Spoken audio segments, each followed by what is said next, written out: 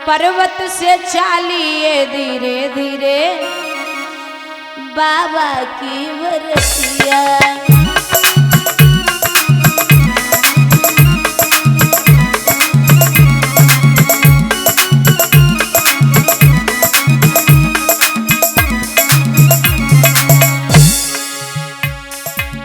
पर्वत से चालिए धीरे धीरे भोला की बरतिया।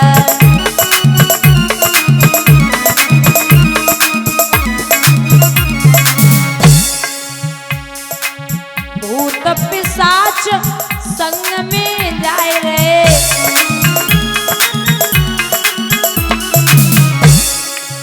शुक्र शनिचर खड़े हरसाए रे।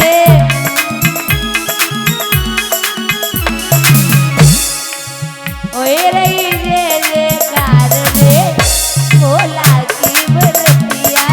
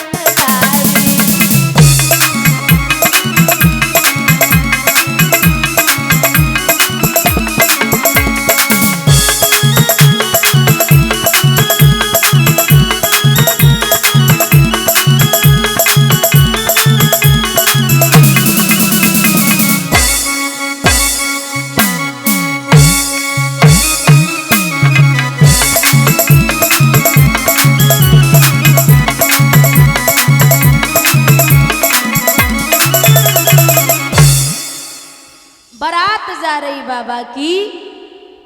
अब भैया सबसे पहले बारात में भगवान विष्णु प्रवेश कर गए हिमांचल नगरी में। अब बारात वाले को जे लगी रही है वो जो हिमांचल नगरी के लोग हैं कि दूल्हा जे ही है, तो अगमानी ली जाती है दूल्हे की। अगमानी लेवे के लिए जब परिवार वाले आए राजा हिमांचल नाए पढ़ पाए, सो परिवार वाले सोचने लगे दूल्हा बड़ो बढ़िया है, कितनो सुंदर पार्वती को दूल्हा है, आप ही है। भगवान विष्णु बोले हम नाए दूल्हा पीछे आए रहो। अब उन्हें क्या पता कि नांदिया पर उल्टो मुंह करके चले आए रहे। अब विचार करो कि जब दूल्हा के मित्र इतने बढ़िया हैं तो दूल्हा कितनो सुंदर होवे वो। जैसे ही बाबा की बारात ने प्रवेश करो तो भूत चुड़ैल पिशाच सब हाहाकार मचने लगी। राजा हिमांचल को ये घमंड था कि हमने इतना भोजन बनवाओ है, जे भूत भोजन करवो का जाने, जे गड़ आए दो चार जे का जाने। अब विचार किया भगवान ने कि राजा हिमांचल को घमंड है, तो संध्या का समय बारौठी होने से पहले शुक्र और शनिचर को भूख लगी तो जवाब दो, जाओ राजा हिमांचल से कहना कि भोजन चाहिए। हमको भजे जो एक डग बाको डग हम 60, हमको हटे जो एक डग लोहे की लाट। भगवान स्वयं कहते कि घमंडियों का मैं भोजन करता हूं, घमंडियों से 100 कोस दूर रहता हूं, घमंडी के आसपास नहीं भटकता। घमंड था तो शुक्र और शनिचर दोनों बैठे, पत्तल कुल्लड़ जितने दे रहे सब पेट में, पूड़ी आई बेऊ सब हजम, और कोई सामग्री लाए ना पा रहे तब तक हजम। महाराज इतनो खाओ भंडार गृह भरे पड़े थे। शुक्र और शनिचर जब दावत पे बैठे तो खाते खाते मैया खिलाते खिलाते थक गई। अंत में एक छबरिया पूड़ी बची। जवाब दो और चाहिए? शुक्र शनिचर बोले शुरू तो है जान दो। अरे बोले जब सब खत्म है गो अबे तुम शुरू ना ही भाव। बोले हाँ शुरू होने दो। अब मैया व्याकुल है गई। सो बाबा नारद सो बोली बाबा इनसे कह दो अब जे मांगना बंद कर दे। सो बाबा भोलेनाथ ने 2 तुलसी के पत्ता दिए और जवाब दो जा जे दोनों पत्ता एक एक पूड़ी पे रख के शुक्र और शनिचर को दे देना, वो बस भोजन के लिए मना कर देंगे। दोनों ने पत्ता रख के जैसे ही खाए हैं पेट पे हाथ रखो बोले काम हो गया। आज भी आप कितना भी बड़ा कार्य करें, और भंडारा हो रहा है वहाँ पूड़ी पकवान इत्यादि बने आपने बनाए, जहाँ एक एक भी तुलसी का पत्ता उसमें डाल दिया तो जीवन में कभी भी कितना भी बड़ा भंडारा हो कभी भी आपकी अपमान या आपको बेइज्जती सहन नहीं करनी पड़ेगी।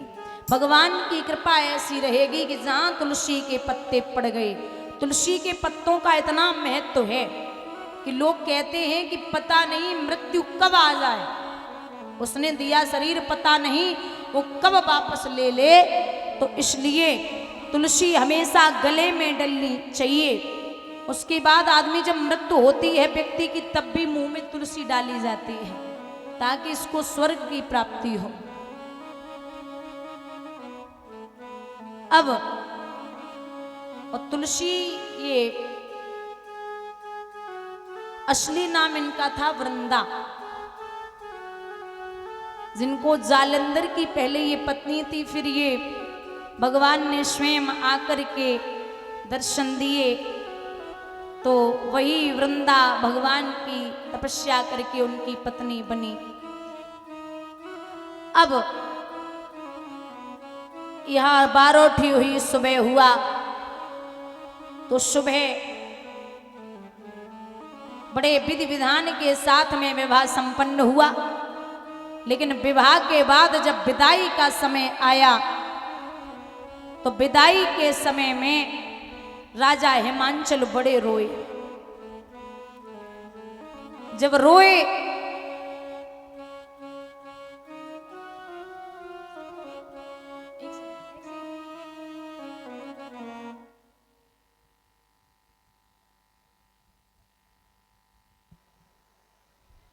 ₹101 से सम्मानित कर रहे हैं श्री वेशिक लाल यादव जी।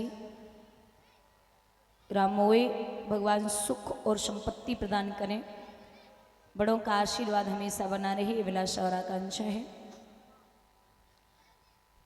भैया भामरों के समय एक सर्प बार बार बाबा को परेशान कर रहा था, तो बाबा ने उस सर्प को उठा कर के मंडप में बांध दिया।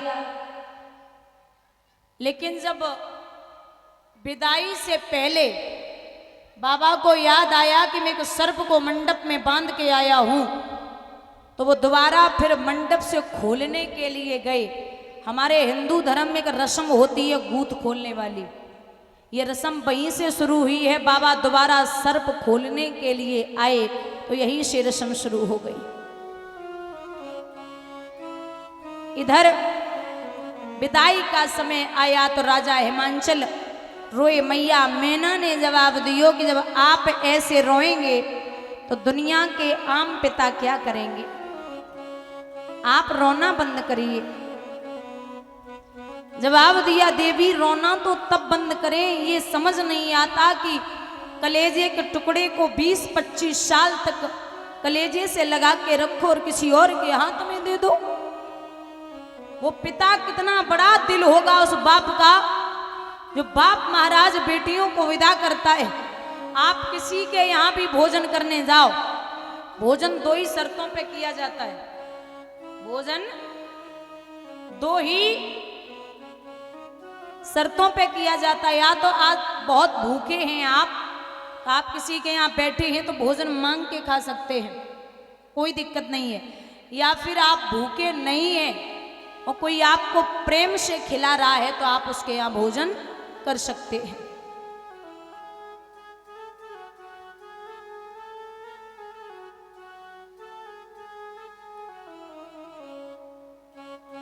और कहीं भी भोजन करने जाओ, भोजन अच्छा न बने तो आप कह सकते हैं, लेकिन अगर कोई पिता अपनी बेटी की शादी कर रहा है और वहाँ भोजन में थोड़ा नमक मिर्च ज़्यादा कम हो जाए तो आप मत बोलना, क्योंकि वो पिता पूरे जीवन भर उस दिन का इतना ख्याल रखता है कि यहाँ कोई गड़बड़ी न हो जाए। अगर थोड़ी बहुत हो जाए तो आप अनमने न हो, क्योंकि वो पिता बड़े लाचार हो जाते हैं जिनके यहाँ बेटियों की शादी पर कोई बुराई कर दे। कुछ लोग तो ऐसे हैं कि पिता हिसाब किताब लगा रहा, किसका कितना देना है, किसका कितना उधार लिया मैंने, किसका कितना बाकी बचा है। और कुछ लोग देखते कि दरवाजे पे सामान कितना है, क्या क्या दिया है बिटिया को। कई बाप तो ऐसे होते हैं जो बिटिया को सामान देते हैं, उस सामान की प्रिंट छूट जाए, लेकिन बाप के सर पे जो कर्जा होता है वो कभी जीवन पर्यंत तक नहीं उतर पाता।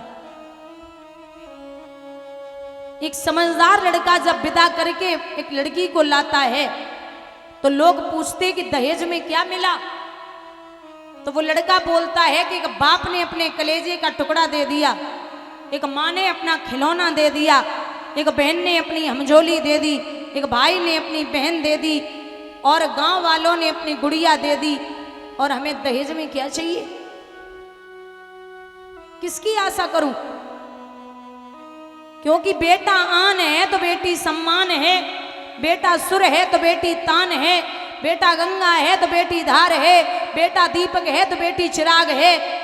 बेटा एक कुल का नाम रोशन करता है तो बेटियां तीन तीन कुलों को उतारती हैं। ओस की बूंद सी होती हैं बेटियां, दामन दिल थाम हो तो रोती हैं बेटियां। एक घर की आन होते हैं बेटे तो दो दो घरों की आन होती हैं बेटियां।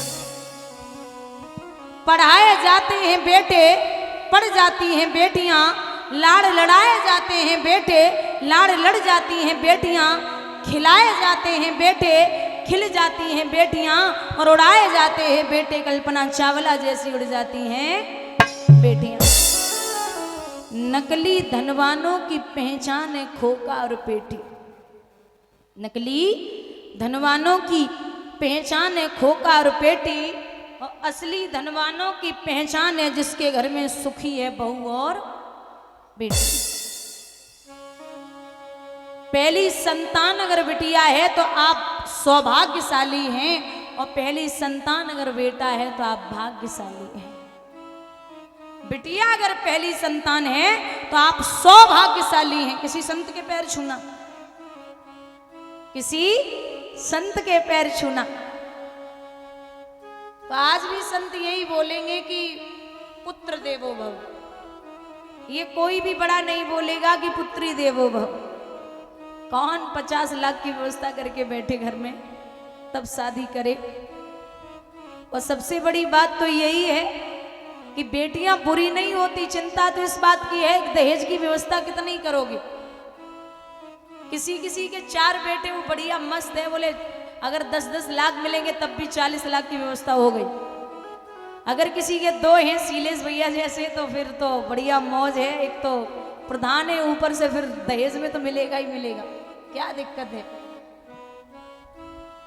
हाँ 30-40 लाख से एक में तो मिलेगा ही, सीधी 80 लाख की व्यवस्था हो गई। अब आप समझ लो, ये बताओ कि अगर कोई सोचे कि 2 बेटे मेरे हैं, कोई सोचे 4 मेरे हैं, 3 मेरे हैं, 1 मेरे है, बेटियां हैं नहीं, ऐसे ही सब सोच ले तो फिर बेटों की शादियां कहां से करोगे? क्योंकि बेटियां होंगी नहीं तो शादियां फिर तो ऐसे ही घुमाओ।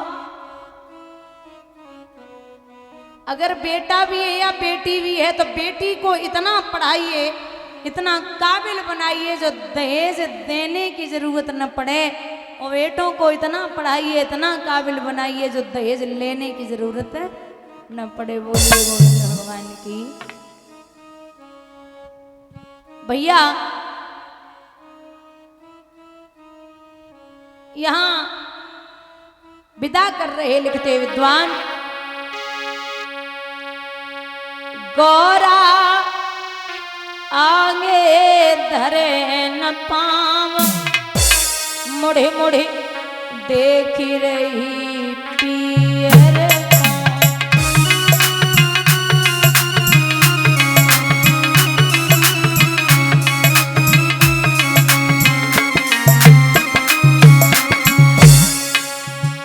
राजा खम्भ पकड़ के रोवे, जगह लगी भरी भरी रोवे राजा।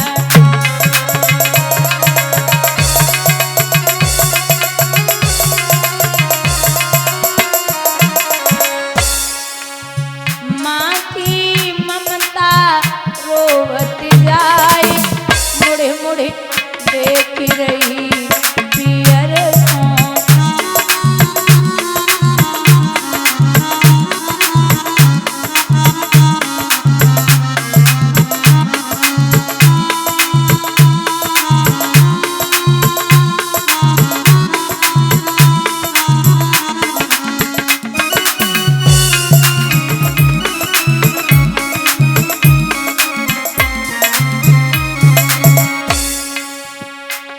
समझ आए रही राज दुलारी, ए दुख बड़ो तिवारी।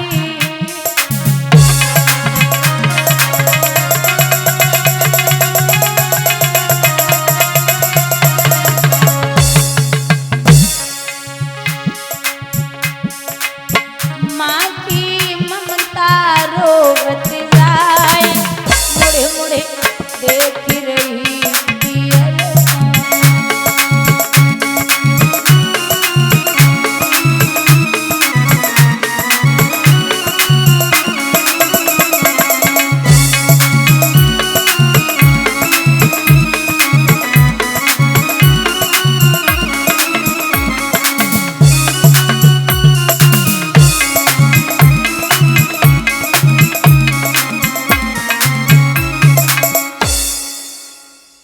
विदा किया। राजा हिमांचल ने जब विदा करा के प्रभु लाए कैलाश पर्वत पे, तो मैया ने जवाब दो कि पिछलो जन्म तो जैसे तैसे हमने काट लियो, लेकिन अब हमारो बड़ो मन है कि आप महल बनवा।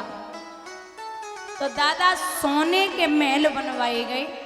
उन सोने के महलों का गृह प्रवेश करवाने के लिए आए विश्वशर्मा ब्राह्मण। विश्वशर्मा जो रावण के पिताजी हैं, रावण साथ में आया। तो जब रावण साथ में आए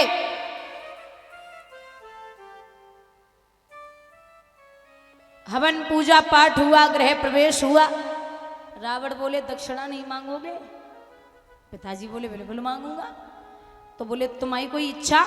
रावण बोले हाँ पिताजी, सोने के महल ही बड़े अच्छे, नहीं तुम मांग ले। वो सोने के महल रावण को भगवान भोले बाबा ने दिए। उन्हीं महलों का नाम पड़ा है लंका।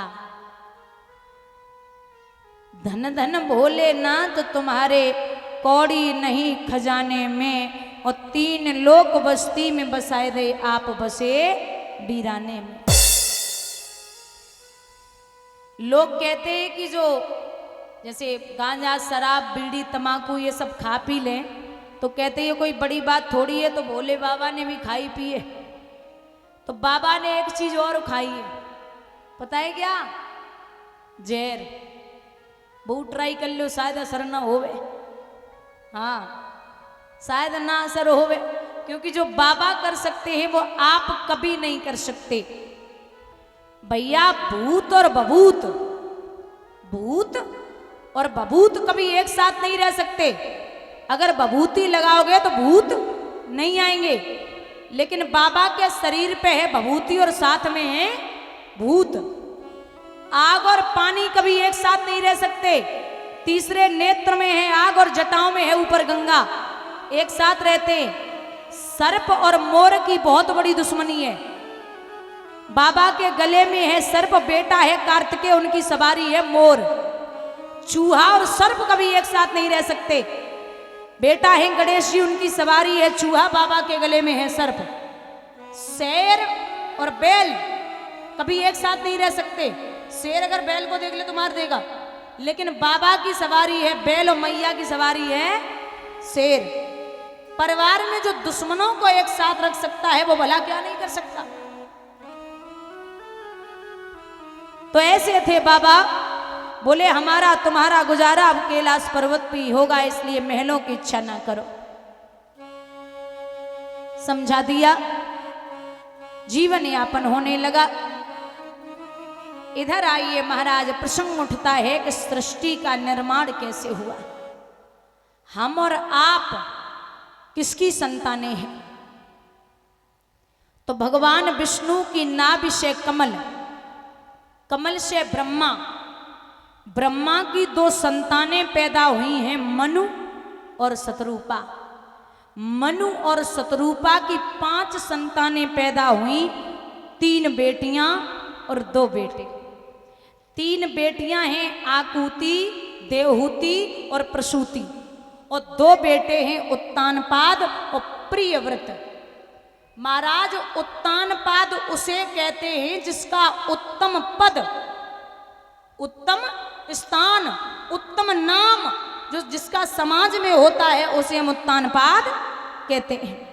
ये अयोध्या नगरी के राजा, हम अयोध्या उसे कहते हैं जिस राज्य को कभी भी किसी भी राज्य ने युद्ध में न जीत पाया हो, उस नगरी का नाम है अयोध्या।